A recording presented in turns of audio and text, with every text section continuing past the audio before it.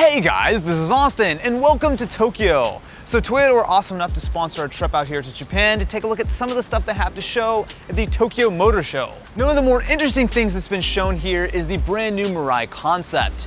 Now, the Mirai is Toyota's fully hydrogen-powered vehicle, and I've got to say, it looks absolutely incredible. I mean, seriously, just look at this thing. Now, while they might call this a concept, as far as I'm concerned, this looks very much production ready, and in fact, it should be going on sale late 2020. Now, if you guys are not familiar with the Mirai, it is a hydrogen-powered vehicle, which actually has been around for a few years. In fact, I actually went to the launch event for it a few years ago. So unlike an electric car, this entirely relies on hydrogen, which does have some major advantages, as opposed to pretty much any sort of battery electric vehicle, which will need 20, 30 minutes, an hour or more to charge. This can be completely refueled in just a couple of minutes, very much like a gas-powered car. But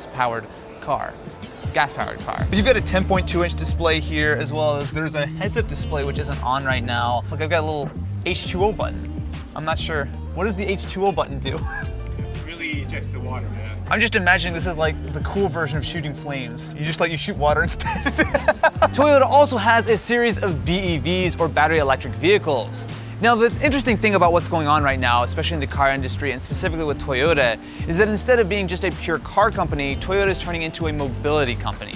Now, what that means is that they are working on a wide range of different mobility solutions, everything from cars all the way down to something that you would consider to be like, maybe not a scooter, but not too far off. Now, this is the ultra compact BEV from Toyota, and even though this is the ultra compact version, it's actually the biggest of the BEVs that they have here. This is meant to carry 2 passengers. It's actually surprisingly cool, although something that I'm a little bit more excited to try is the iRoad.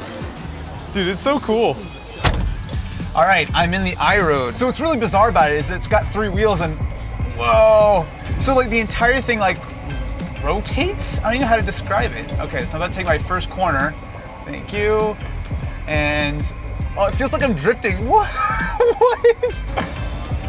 Whoa, that's full throttle. Oh, dude. That's awesome. That is so much cool. It feels like you're drifting the whole time. Definitely one of the more interesting things here is the Toyota LQ. Now, this is actually a hybrid between a concept car and a final production vehicle. So originally this was known as the Concept I, and we actually took a look at it a little while ago. However, this is a car which is actually going to be hitting the streets of Tokyo by next summer. The idea is that this is sort of a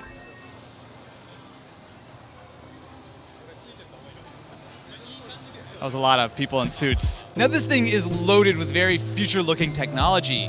So not only do they intend to put solid-state batteries in this, which should be a huge leap from any kind of battery technology that we have today, but on top of that, it also does have things like OLED screens inside. You have a lot of AR functionality with the heads-up display to really kind of give you a very detailed look at the world. The idea here very much is that this is a vehicle which you can drive, but it is also a vehicle which can drive you around, and it's sort of that mix which makes it very interesting. The LQ should be capable of level 4 autonomous driving, which means that it really can do most of the driving, although it does of course still have a steering wheel if you'd like to do it yourself.